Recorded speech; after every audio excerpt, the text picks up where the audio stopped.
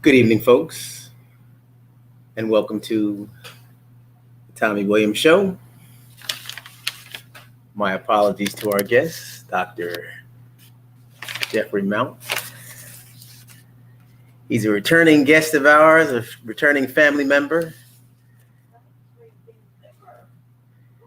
of the HBCU,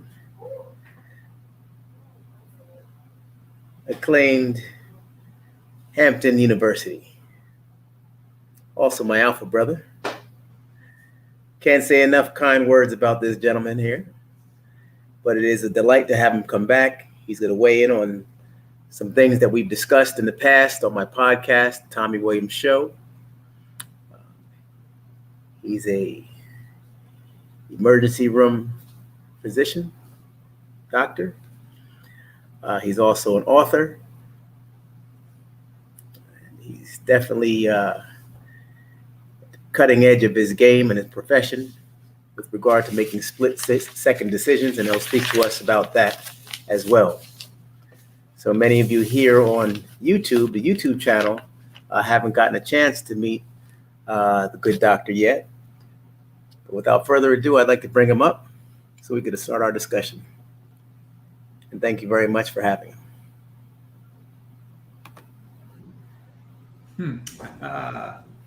Tommy, my man, how are you, sir? Hey, I'm doing well, man. Good to see you. You're looking well. Thank you very much. You're looking like morning time. I'm looking like time to go to bed. I'll tell you. Must be the diet, man. Well, you're looking good to me, brother. You're looking very good to me. Yeah. So it's nice having you on, man. So many things have changed since the last time we got a chance to speak. And I know that, we have quite a discussion ahead of us.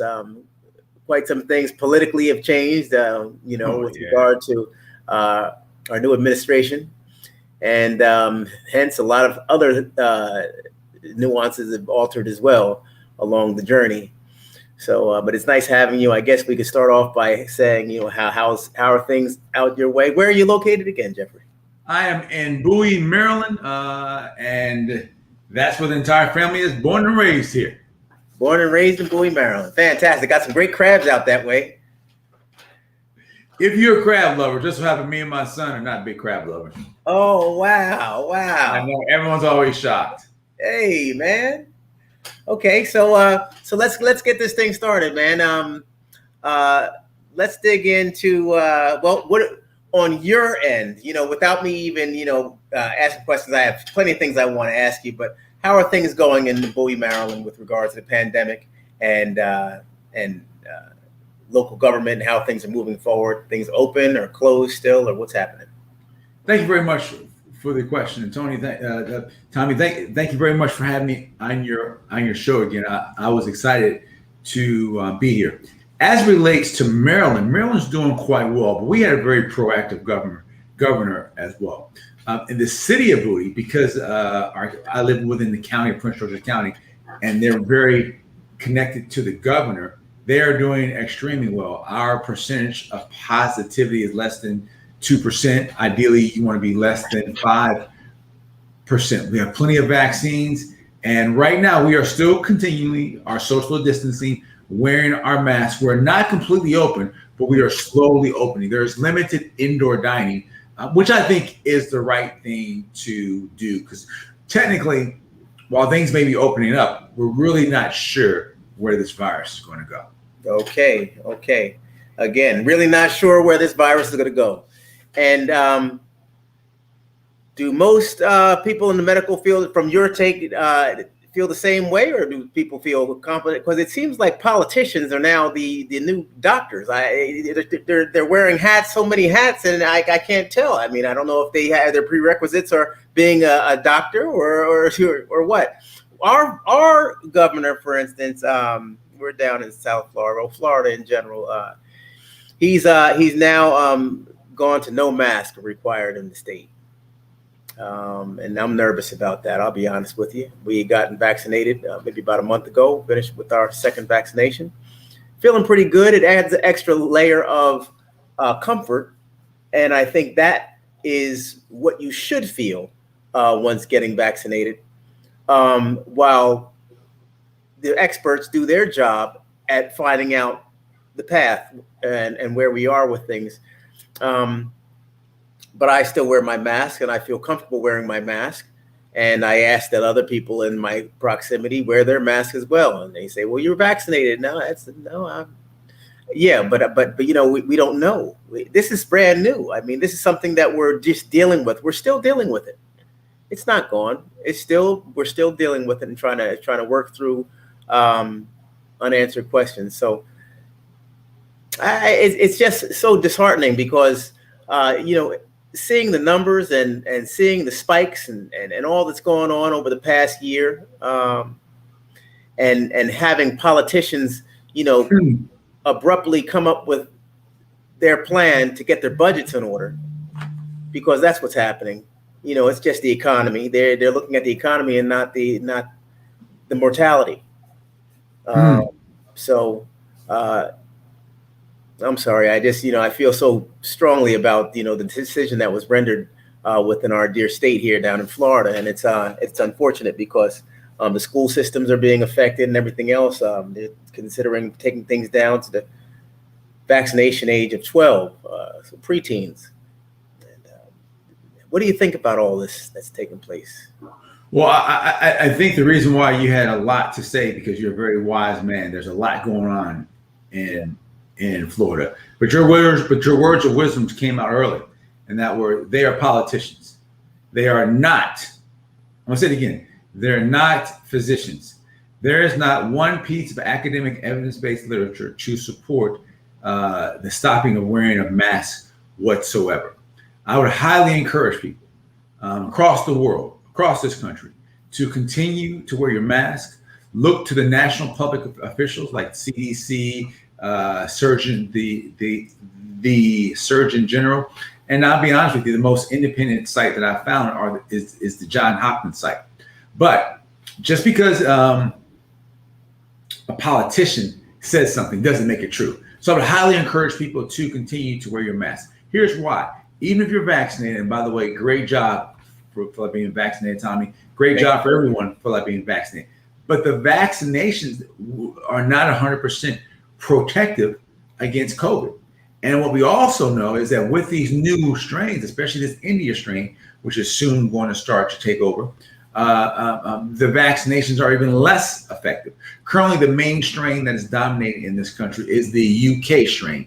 And we kind of getting a hold of that. But technically, we don't really know how this Indian strain, the P1617, is going to impact us here. So you are very wise to be concerned. That's the Indian strain. That's coming from India, from East India, or where? It's come from entire India. It's now we're seeing it even going into Pakistan because they're limiting testing. We're really not sure how widespread it is, but there's something. There's some sites that say a positivity rate of 50%. Just so you know, the worst cases in this country have gotten as high as 30, 35. Mm-hmm. So 50% when you're talking about 1 billion people is quite high. Yes, and the interesting thing, I have a friend of mine. We were just having this discussion yesterday, and he was telling me the statistics, and I forgot what they were, but they were in the for I don't know if he said deaths or COVID cases were in the millions each day. Was that possible? Each day, or 50 or 1,000? It was a very big number, very big number. And he said it's because of the dense population. Population is huge over there in India. And then he was saying that although they have great physicians, they can't keep up with what's going on. And then with regard to the vaccine, did they stop doing the vaccine there, or something's happening with the vaccine? Is it still coming to India? Is it still being offered? Well, that's a great point. They didn't stop making it. Just so happened, India is experiencing somewhat of what we experience here, which is basically the upper class people are the ones who are getting vaccinated, and a lot of people do not realize that there's something called the Serum Institute of India, What that is that it's the largest manufacturer of vaccines in the world. Tommy, did you hear me? In the world. And so let's connect dots here. If it's the largest manufacturer and you need employees to work there, and you have this large, rampant, severe case of COVID running across the country, we're concerned. We're concerned about what's going to happen to these workers who need to go in there and make these vaccines. What they are experiencing is that they don't have all the products needed, and they're having difficulty ramping up. I'm sure you heard today that President Biden said that he's okay with making sure that they have the technology available to them. Now they just need the infrastructure available to them. Mm. Wow. Mm-hmm. Yeah, the right. You mind if I connect another dot? Because I'm sure your audience is sitting there thinking, Tom, your audience is thinking like most audiences. Well, it's India. We have our own problems. Well, yeah. I feel that just happened. I'm a doc, so I'm concerned about the world. But let me bring it home to how it impacts us here. If about 40% of our over-the-counter medicines come from where? India. And about 70 to 80% of our non-prescription of our generic medications come from India. So if we don't help them get a hold of this, we will experience an impact here. Yeah, you know that. Yep. And yep. Just an import-export alone. Boom. Wow. That's heavy. And there we have China as well. That's it. The deal about China, Tom, is that if you look at them, they're doing quite well. Wuhan may have had one case in the last month, so they're doing quite well, and it's mainly because they follow the guidelines. I think that, let's be very clear. Had we followed the guidelines in this country early on, we wouldn't be where we are today. I remember you saying that during our first discussion. Yes. Yep. This time last year, it was predicted that we could keep this to under 30,000 deaths. We're look at where we are. So, part of this is just a mismanagement of a horrible crisis. Yes, absolutely. Absolutely. So, well, what's going on in your field? What are you seeing each day in terms of the numbers and things? Are you seeing things going down, or what's the trend? Well, that's a great question. They're not as severe. I'm still seeing COVID positive patients. They're not as severe. I'm seeing fewer of them, but I am still seeing them. But I can tell you what I'm not seeing. I'm not seeing one patient who was vaccinated and they're there because of their vaccine symptoms. Because you've heard all this about I'm gonna get vaccinated, I'm gonna have all these symptoms and all these side effects. Yeah, bruh, I'm not seeing one patient who's there for the side effects or for the are there from the side effects from the vaccine. But I think everyone just needs to keep in mind that COVID is still here and still killing hundreds of lives each day in this country. You mentioned side effects, which I can't help but remember and think about those long haulers out there. I know that the budget had gone into the I don't know if it's going to Congress, or I don't know what it was, just state by. Did you hear about the budget, some sort of allotment that was appropriated for long hauler research? Yes. What's happening with that? What's happening with the long haulers now? Well, you are, again, wiser than what you realize. The reason why that is so important is because, I'm sure that but just for the audience, just to right side, long haulers should be those people who are COVID positive. They clear themselves of active COVID, and now they have symptoms. So they no longer have active COVID, but they have symptoms. What we're finding is that a fairly large number of people who were COVID positive are actually developing symptoms. The most common symptoms are shortness of breath, muscle aches. If you're a woman, brain fog is very, very common. Brain fog is kind of like, what was I about to do? I'm not sure. So brain fog is very, very, very common. Now, here's the kicker. Follow me on this one, Tommy. You're gonna like this one. So the fastest growing number of people, and I'm gonna bring this back to like long haul symptoms. Okay. The fastest growing people who are COVID positive are young people between the ages of about 15 to like 34. It makes sense because the older people were already vaccinated, but the young ones, they're a little more aggressive. They don't follow most of the protocols because they think they're invincible. They think that they won't die, and they're right. By and large, COVID is still not killing them. But what we're finding is that just by being diagnosed with COVID, being infected with COVID, you are at risk for developing long COVID. And one of the side effects of long COVID, especially that people need to be aware of, is hair loss and erectile dysfunction. Oh boy. Yeah, could you imagine being a young person experiencing erectile dysfunction? Wow. Mm-hmm. That's something. Yeah, this thing is real. Very real. Isn't that something? So, whew, that's a whole lot to think about right there. That's a whole lot. So now, with regard to so now, is it that they're not affected at that time, but it remains dormant in the system? Is it, or? Well, it's not dormant because they've actually cleared themselves of active infection. Let's just call it's residual symptoms.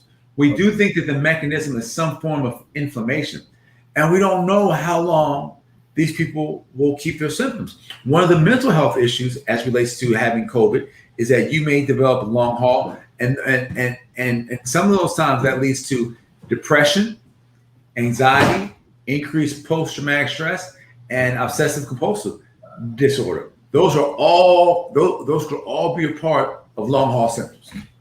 Now, everyone does not get them. I think that memory serves me. You've been one of the very fortunate ones. You had COVID, and look at you. Yeah. Almost better than what you were previously. Yeah. Thank God. Yeah. Now the seniors, with their vaccination and things, same thing. Follow the guidelines. Have you seen any developments with the seniors in terms of reoccurring symptoms or anything like that after getting the shot? Well, the seniors, by and large, most of them have been vaccinated. We've not seen a lot of side effects. Mind you, the most common side effects of the vaccine are usually sore arms. Sometimes people develop flu-like symptoms, meaning they may get chills, they may get a fever and body aches, but it's all gone within 48 hours. And by the way, only less than 5% of the people experience those. So it's not very common. But this is one of the things that the media has just tricked people. I mean, not tricked people. They have created a concern that has caused everyone to be worried about these side effects. Look, the side effects are transient, and you will feel better shortly. Mm-hmm. Yeah. So we have a question from Kay Garcia. And folks, thank you very much for coming on board and things. I just want to welcome you all to the show. We have Dr. Geoffrey Mount, who's with us, Dr. Geoffrey Mount. And we have a question. What are your thoughts on the recent findings of the Johnson & Johnson vaccine? Kay Garcia, that's a wonderful question. I want you to follow me on this one. My thoughts are, I understand why they pulled it. Let me just tell you one main reason why they pulled it that a lot of laymen do not realize is that there is no national database that connects all doctors. There's none. So they had to get a message out about the side effects and how to treat it. So keep in mind, let me just set it up. At that point, about 7 million people had the vaccine, and 7 people had developed central venous thrombosis. 7 people. But central venous thrombosis, as relates to the vaccine, is treated differently.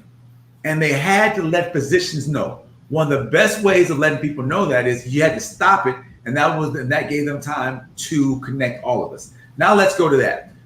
7 out of 7 million it gives you about 0.000001% likelihood of contracting COVID. Just so you know, you have a 1 in 500,000 of being hit by lightning. So you have a better shot of getting hit by lightning 3 or 4 times than you do of getting getting central venous thrombosis. So if my son had to get vaccinated tomorrow, I would be happy with him getting the Johnson & Johnson. Having said that, my OBGYN colleagues are recommending that women between the ages of 18 and 45, ones who still have menstrual cycles, if they have an opportunity, take the other ones versus Johnson & Johnson. Here's why. Of those cases of central venous thrombosis, they were all in women, or most of them were, between the ages of 18 and 50. So I would still highly recommend it. Absolutely. Wow. That's a very good question. Thank you for asking that. Very good question. Yep. Yeah. So are the schools in your area, they're going back full force in the fall? Well, they're kind of back now. They are virtual option. My son, for instance, he's virtual option, although we're keeping him at home. But the other schools are still virtual option. Hey, Tommy, I'm still not clear. I wouldn't place a bet. I'm not sure that all kids will be back in the school this fall 100% of the time. Here's why I'm not sure. We don't know how this Indian strain is going to impact us as it relates to the vaccines. Yeah, that's heavy, man. And I remember you saying, and me thinking about that.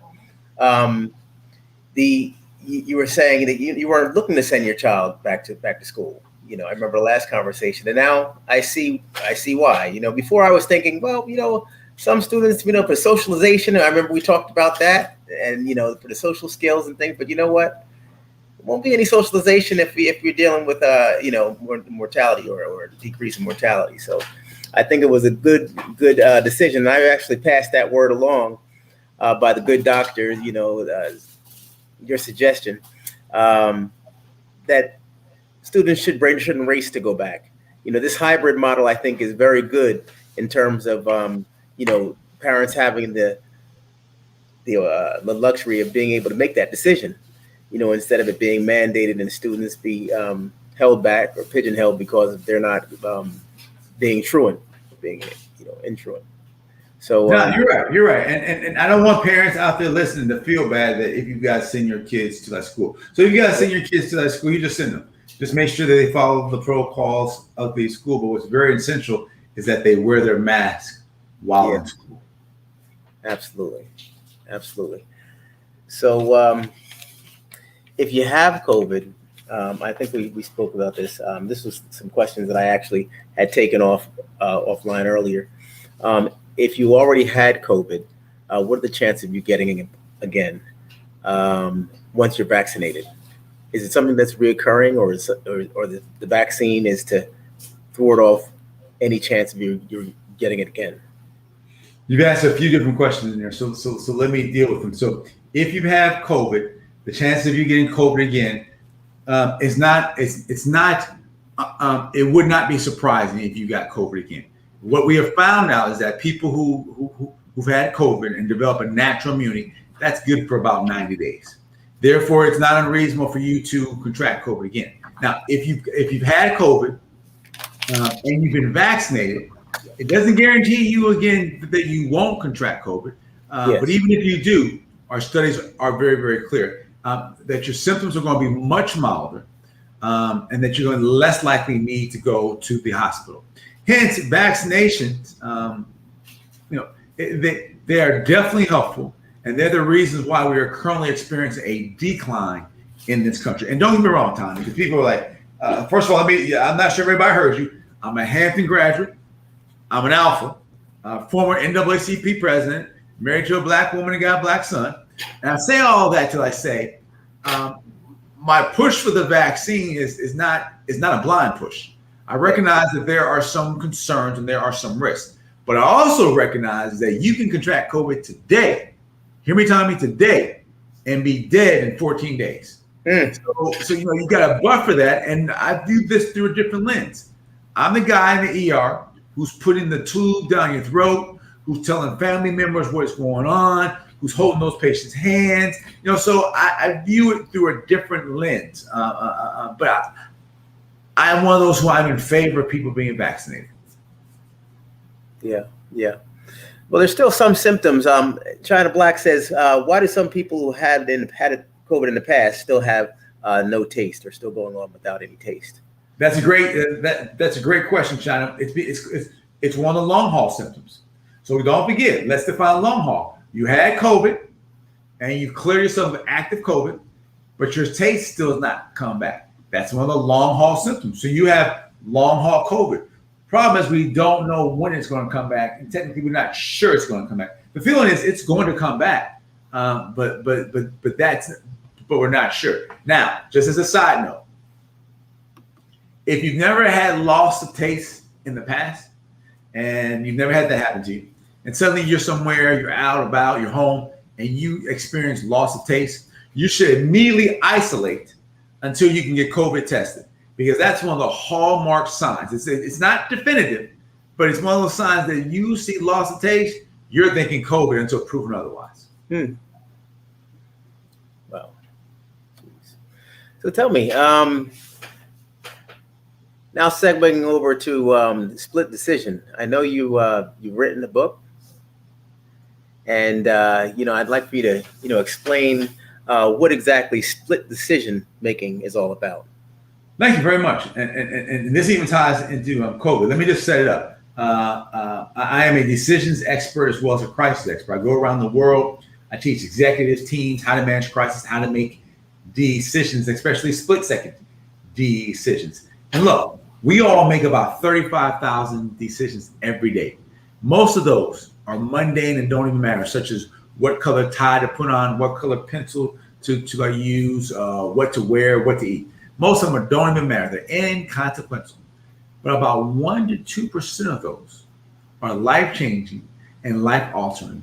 And most of those are split-second decisions. So if you learn to improve your split-second decisions, you improve your decision-making IQ overall. You improve your life overall. So hence, people should focus on improving your split-second decision-making. And again, you can learn it. You can train your brain to do that as well. And during COVID, believe it or not, we're all making split-second decisions that for some of us, it's a matter of life or death. That's incredible. That's incredible. Absolutely. And those split-second decisions, definitely come in handy, I think, just with regard to all facets of life, Yes. Necessary. Yes. So I see those questions. Go ahead. Yeah, there are some. I'd like for you to give us the information on your book, man, so we can get a hold of it. Oh, sure. You're definitely our official resident MD on the Tommy Williams show. If you take that position, we'd love to have you on and as our guru and go-to for questions. Hey, for you, absolutely. I'm happy and honored. I appear on a few different shows, but that invite is I'm happiest about that one. So, of course, people can go to splitseconddecisions.com to find out more about the book, or you can go right to Amazon and just simply Google, go to Amazon, put Train Your Mind for Split-Second Decisions. Again, Training Your Mind for Split-Second Decisions. It is a bestseller. It's a great read, and it will change your life. It will change how you make decisions. And unlike many books, there's about 20 years worth of research went into it, and that's what I do. Keep in mind, this is not my first crisis. By the way, I was in charge of the Ebola crisis for Washington, D.C. back in 2014, which was an international crisis as well. And just in my daily job, being an ER doctor, what do? I make split-second decisions. So we create a framework to help and teach others how to make split-second decisions. So again, go to Amazon and see Train Your Mind for Split-Second Decisions, or go to my website, splitseconddecisions.com. Fantastic. Well, Dr. Geoffrey Mount, it's so happy to have you on here. It's a very, very privileged and so kind of you to come on here and spread that information to the people. We'd like to have you come back, hopefully under better terms and a better state of the globe. In all, I'm still, thinking about those people in India. Sounds like they could definitely use some prayer. So, I really hope that that those folks in despair out there can, get through and get better with their things. I can't help but think that everything always boils down to the government, because they really do have the power. They do have the power with regard to how this whole thing fleshes out. And I think that Americans definitely, and our government, we need to be a little bit cautious on how we tread, because India is a very big source for our economy and our import, export, and things. And it's nice, and most importantly, to be neighborly. If nothing else, and this platform here has actually had been established based on positive vibes and trying to work through things during this pandemic and work through things in the face of adversity. So we're definitely not out of the woods yet. And I think the bigger scope is that if we can have role models. We need role models all the time. You're an excellent role model. I've actually spoken to the kids about our conversation, and this is something, I have this tape, so this is something that I plan on, sharing on different platforms, and I'll be contacting you, sidebar, to let you know how things are moving forward, because I have a lot of students and a lot of kids who look up to you in your profession, look up to you and your information and as a viable source. I think that, things get kind of muddy when you search and you reach for so much information, because it's all out there. Yes. And you can really, I think, even with regard to when you're talking about the spiking and the long haulers and things, there's no direct path. And I think that therein lies the networks. When you have so many networks vying for popularity and all, you get all different types of information, and we're laymen. We don't know what goes on in the ER rooms. We don't know. We're relying on people in the course. But I think that you have a certain way of expressing that, and I'm sure your patients, really, really appreciate all that you do. I know we do, because you have a way of breaking things down, Dr. Mel. And I'll tell you, I certainly do appreciate it. I think that, I generally talk to my viewers. I call them Tommy Cats, but I think that Tommy Cats, I love that. Yeah. So we'll get a chance to to share about this conversation and things, and I'm sure that they'll agree that we can understand you, and a lot of times, with doctors and people in their professions, they, sometimes you can get consumed, or sometimes your conversation, you're so accustomed to conversating on a certain level that when it comes to comprehension, we have to try to reach and understand. But instead, you brought it down to our level, and I appreciate that, Doctor. Brother, I'm a real dude, so that's just what I do. You mind if I just make one more comment about this vaccination, please? So, and let me just set the stage, because the latest data has come out. Of those vaccinated, about 64% of those vaccinated are white, and we're happy for them. We're very happy for them. But only about 5% of Black folks are vaccinated, and about 6% of Hispanics are vaccinated. And it's and this vaccine hesitancy, which I would just say that people need to be more informed. And this is what I mean. Follow me on this one, Tommy. In the past, when you want to impact a community, you have to use people. You use people who look like them. So you have to have doctors, Black doctors, to go out and look like them. People don't know that only about 5% of doctors are Black. So I gotta lean on my colleagues. I gotta lean on them. Need them to go out. But two things. One of them is the medical establishment as a whole.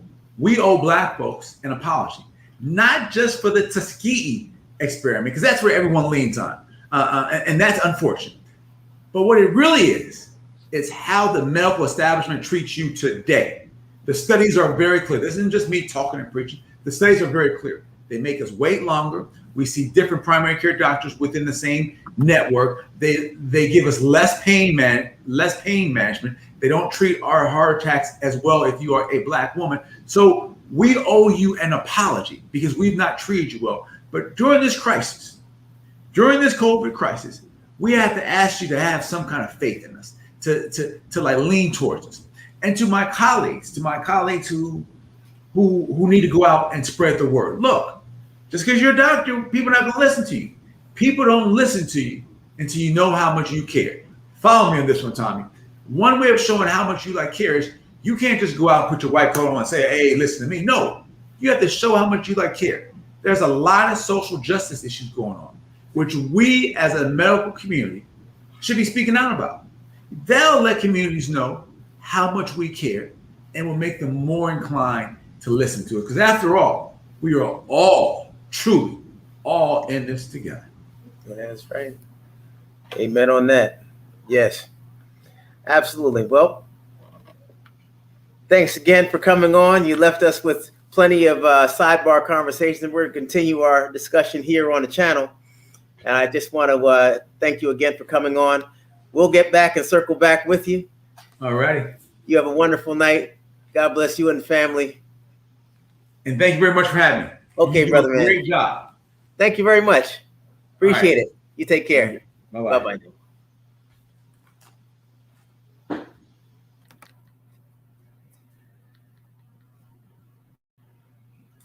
Super job. It's great having Doctor on. I tell you, Dr. Geoffrey Mount.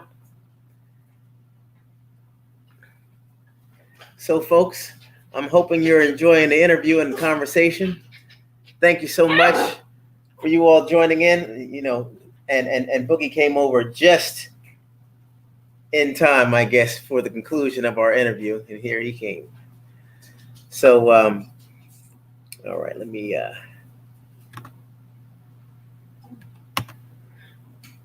All right. Hi, everybody, and welcome. For those of you who are just coming in, welcome to the show. For those of you who've been here, I hope you've been enjoying yourselves. I know I have. It's always nice to have an intellectual conversation on some things that are relevant with regard to humanity at this time.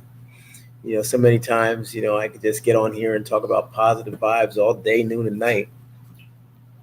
But if we're not talking about what's really going on, then I think it's just there's a big piece that's absent.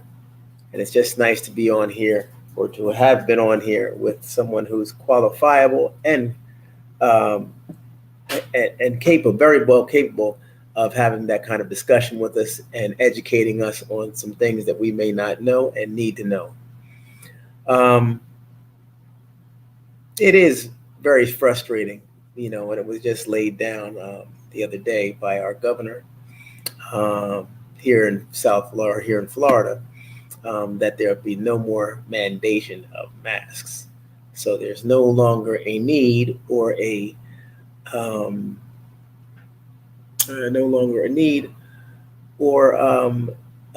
laws in place for individuals to wear masks anymore down in Florida. That's scary. So, you know, I think Dr.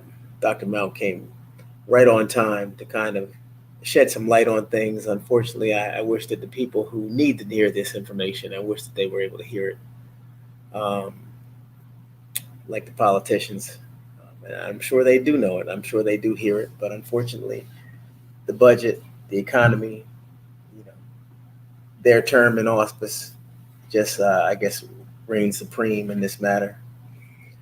But, you know, hopefully in your necks of the woods, your governors are a little more cautious and taking time to, you know, determine the findings and what's going on, and being a little bit more apprehensive on raising that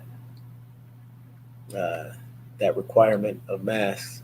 I think that's the single layer that we have between us and the germ, the virus, and proximity. So, I mean, unless they're saying no masks, but you have to stay 6 feet away from one another, that's really not really doing it. But it's just everything was just lifted, and it's very, very scary right now. So, at any rate, Barb, how you doing? Kay Garcia, how are you? Great question. Thank you so much for your interaction. Everybody. Ruby Red, good evening. China Black, yes, he had a great vibe. He definitely did. He's a great brother, great man, good to his field, good medical doctor, Dr. Geoffrey Mount. Mhm.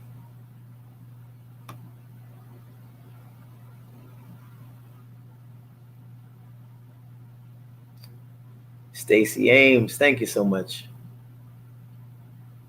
Margie McCrae, Sparkle Rivers, hey.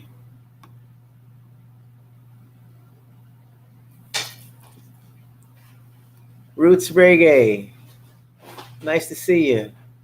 Olive, good evening. Madison, Natasha,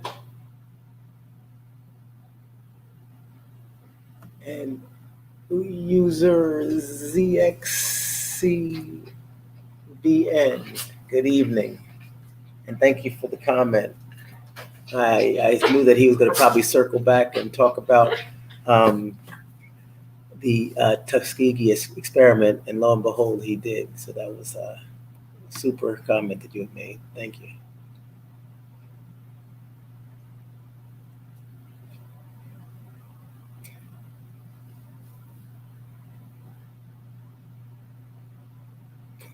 Harden 54. Good evening, Madison.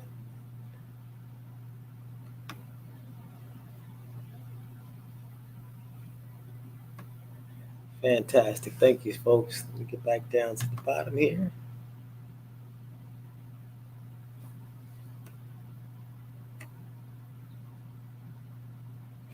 Yes, Barb. He'll be on again. He's definitely our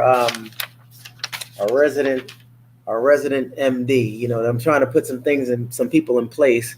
You know, people who have been on my podcast, as well as here on the show, um, as people in place. You know, the summer is getting ready to kick off, and these numbers are still doing something. They might not be doing what they used to do in terms of all the cases that were out there before, but COVID is still very much um, still amongst us. And as long as I could have some people come in place, especially a good doctor, I think that's a good staple for a show. I'm very, very thankful that we have somebody who's able to come on here and share some good information. Also, I'm working on having my cousin who came on the show. I hope you all remember him, Maurice in Manhattan. He's going to be our field correspondent coming in from New York City, and he'll be weighing in periodically. I need to have some conversations. Thank you. Yes, Barb, I agree. Very intelligent. I'm planning on having some conversations with Danny, with Mike, with Maurice, with the doctor. There's a politician who's actually be coming on tomorrow, former politician of New York City, and very, very notable. So we're going to have that gentleman come on tomorrow evening, following my podcast. So I don't know what time exactly now, but I'll be getting that information to you soon. Yeah. So hoping everybody had a good day, and hopefully everybody is taking care of themselves. So I know that I'm hanging in there. Got Mother's Day in the distance, not so far away now, and I think I spoke. Well, I definitely did the last time I was on live. I was speaking about my um, having some difficult times and thanking you all for your patience and understanding and your thoughtfulness and kind words and your continued support and all your letters and words of praise and things. And I appreciate that. Many times, words of wisdom. And I can lean on you all. And I've been trying to do that. So, no man is an island. Sometimes I get caught up. And thankfully, I'm still here. Another day to make it right. Another day to make it right. I am definitely far, far, far from perfect. But I thirst for the knowledge to try to make me a better man each day. And, I have my father here who I'm still able to share with. He's still able to impart a lot of knowledge, a lot of information to me, which he has. He's definitely a viewer of this show, this channel. He views this just like Wendy's show. Let me tell you, that man doesn't miss an episode, and he's in my business. And he's very much in my life, and I'm sure my mother. So for that, I'm thankful. You know, for that, and I think that there's a lot of things that I've done live that I'm glad that I did it live because a lot of times what you do in the darkness comes out to the light. And had I done things in the darkness, by the time they hit the light, it might have been a bigger situation. So thank you so much, folks, for hanging in there. Thank you so much, Dad, for being there, for being my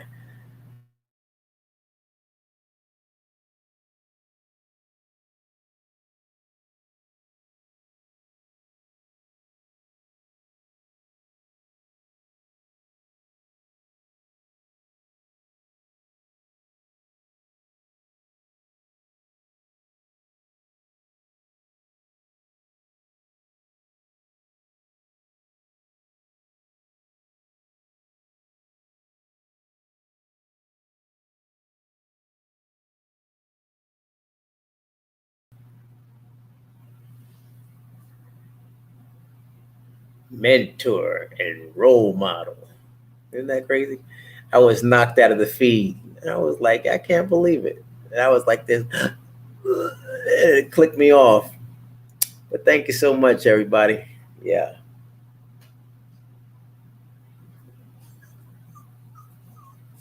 So,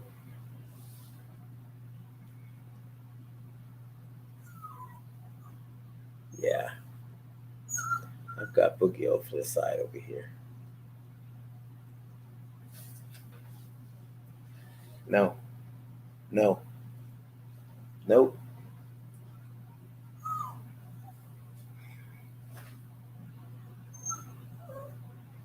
Yeah. So, no,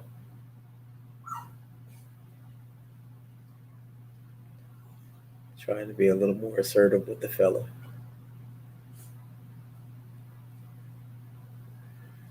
He's having fun. Yeah, thank you very much. Dad's a sweetheart. Keep you and Wendy Wanda in my thoughts on Sunday. Appreciate that. Thank you so much. Yeah, Mother's Day and also birthday month. So it's going to be a little struggle, but I think what I was reading something the other day. Oh boy, if I should have had my other phone, I would have read it to you. It's something my father had sent to me, Wanda, and Wendy in 2016, I think it was. Um, on New Year's or around New Year's. And it was New Year's Day. And I guess he really felt he was saying, a lot of things. And was talking about, referring to he and my mother being in their twilight years, and we need to be there for one another, and be, count our blessings and all. And it was heavy, heavy. He's a heavy brother. But man, I ran across that. I couldn't. It was beyond tears. I just felt so prideful, in my parents, and in the family. And this isn't new, This wasn't new. He was on it, spot on, early, every year, just pushing that information out, just talking about the importance of pulling it together. Life is short, hang on in there, be there for one another, keep the fabric tight, and he's right. He's right. All these little things and social media stuff and everything, it's here. It's here, yeah, but it could fade. But family, it's gotta water it, you gotta nurture it like anything else. And he's absolutely right. So, at any rate,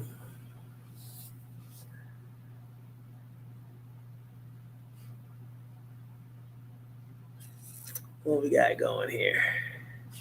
Hi, Miss Photogenic. How you doing? Oh, thank you, China Black. Oh. Yeah, I'm gonna sit still a little bit more these days. I'm gonna definitely be, jet skis are great, a lot of fun out there and everything. But when weekends come and evening times come, and I've said this before, I just, sometimes I get sidetracked, folks. Especially when it comes to the water. I have myself all up out there at all hours of the day and into the evening and all spacey and stuff, But I'm right here, folks. I believe that health is wealth, and I got to make sure that I take care of my health all the way, Yeah, all the way.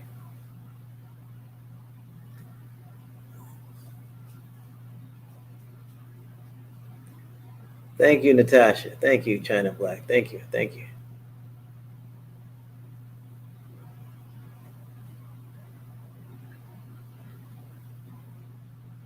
That's right, Barb. Thank you. Yeah, that's right. We got to take care of ourselves. Hey, by the way, who's anybody doing that 343? I know I haven't been out there or anything. Truth be told, I had a situation on Sunday. My phone flew off my person and into the water, into the ocean. So it's now in the Atlantic Ocean, and I haven't been able to go live. So that's why you haven't been seeing me. For those people who are on different other platforms with Wendy's fan club and stuff like that, normally you see me buzz through sometimes, but I haven't been able to buzz because, it's more than an ocean. I have to pull out the laptop and open things up, get on and log in this and do that. Can't do that at excuse me. You can't do that at the traffic light. So the game changed a little bit. But you know what? I embrace it as well because, technology can really be a monster. I'll tell you. And, everything from, the carpal tunnel surgery. And I know that it was grabbing onto those cold pull-up bars and stuff like that in Jersey and doing the exercise out in the cold and things. Yeah. That does something to your, that might have had something to do with it. But I think that dealing with the computer and all that stuff all the time, I think that took a toll too. So I'm really glad that I'm not on those devices as much. Um, and if nothing else, that's comforting for me. Also, I found that I do enjoy watching. I mean, do enjoy going live in the morning, but with traffic and moving along, I haven't even turned on the radio. I just focus on who's there, driving, whatever. The matter of fact, it was a huge accident that almost happened with me and another car. I was switching lanes, getting ready to go into the lane. The car was coming over, going into the lane. I don't know if they had their blinker on. I had my blinker on. I managed to see him at the last minute and was able to get back into my lane. Now, they were coming over quickly. I was going over there, in a regular fashion, but I saw them and was able to deviate from that plan and avoid an accident. So I was thankful, because if I was on live, perhaps I would have been reading a comment or doing something simple or fidgeting with the phone or anything. And I think that, everything happens for a reason. Haven't been talking to Anita as much during the course of the day. So, we get a chance to kind of, recap the day when I see her. And although I miss speaking with her, I also realized that talking to anybody that much, it's not that necessary. Give you a chance to miss somebody, like they used to do back in the day. My father used to leave for work in the morning and say, "All right, Cheryl, see you later." Okay, Tom. Don't forget the milk on your way home. And then he'd leave, and nobody would see that man again till 5:30 when he got home from work. Unless it was an emergency, he'd call home at lunchtime or some other time. You know, but that was it, and that was great. You know, yeah. I'm gonna try when I get another phone, or get this technology situation, my phone situation together. Yeah, I don't plan on being aggressive like I was. I've done some thinking during this time, and I said, you know what, I got to make some changes with that. Yeah, you're right. You're right, Stacy. Yeah, Wendy does a good. She does a good, better interpretation. As a matter of fact, my buddy Mike Ledwitz does a good interpretation too. You know, because he used to come over my house, and you met Mike and Danny. They used to come over my house, and we used to clobber the pizza rolls and the cashews and all that stuff. My mother used to have a fit. You know, and Boogie's over there tearing the place up. Hey, Kyra, long time. How you doing there, Kyra? Hey, oh man, it's great seeing you folks. Yeah, hopefully you all are doing well and having a good evening and a great work week. We're beyond hump day, everybody. Cinco de Mayo. Anybody eat a taco today?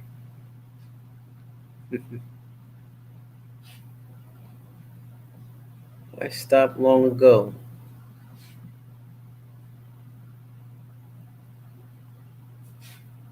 Good, good, Kyra.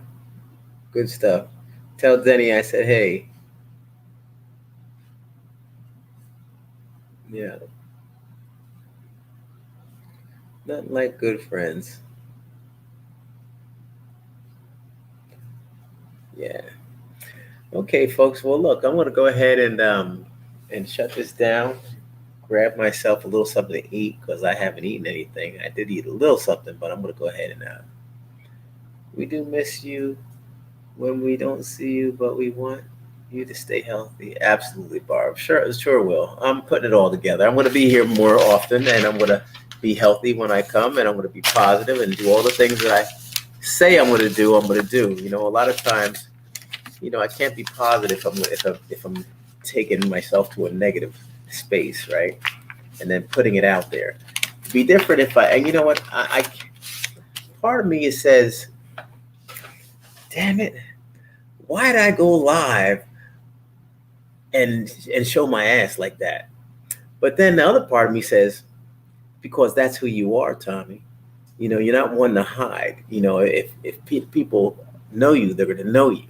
Like that's always how I've been, and that's always, I guess, how Wendy is too. You know, people know her. You know, to know her is to either love her or to hate her or whatever you're going to do. But I have to say,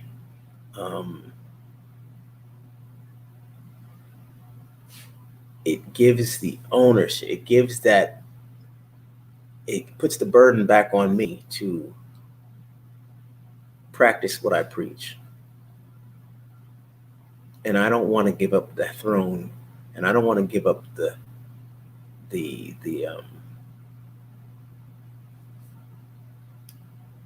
trophy of positivity.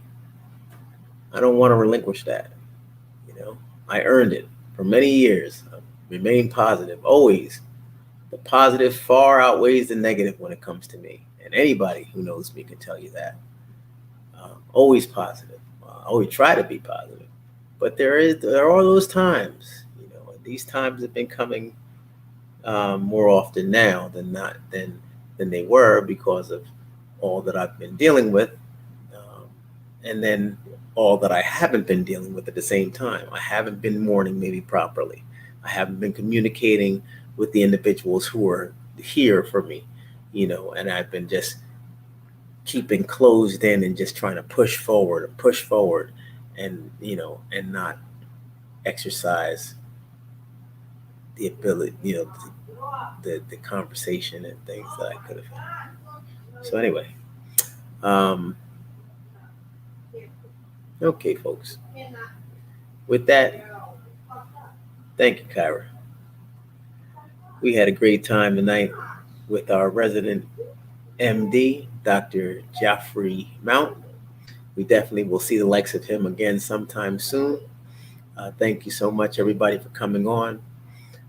Thank you for sticking with the channel. For you Tommy Cats, super. I'm glad that you're here with us. Glad that you're riding with me. I didn't start this channel to, like I said, give up. You know, I didn't start this to have the naysayers say that, you know, you're not doing what you should be doing, or, you know, to lay down a bunch of disappointment and things. But, you know, I'm here to just be myself, to communicate and trying to relate to people who seem like they understand. And for that, I'm thankful. So until we meet again, which will be tomorrow, I will get back with you and let you know, probably via flyer early on. It's going to be on. It's going to be on a podcast. It's going to be on my podcast, The Tommy Williams Show. So that won't come out till next Monday. But what will come out is I'll have my guests come on this platform tomorrow evening. So tomorrow evening, I will send you a something send you the flyer via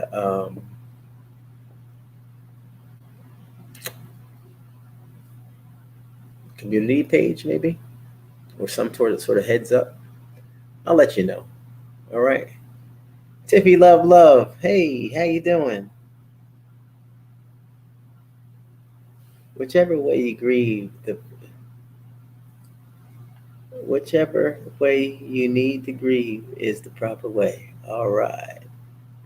Good stuff. We appreciate everything you do for us. Thanks, Barb. All right. Good stuff. All right, everybody. We'll continue to have a great night, and just know that I'm thinking about you all. I'm rooting for you all, and thank you for hanging out and watching this great show. Tiffy Love. You could always go back and take a look. It was great. We had a super guest on, and lots of information. So check it out. And I look forward to seeing you folks later. You all have a great night. Thank you again for your support. Take care. Bye, everybody. Good night.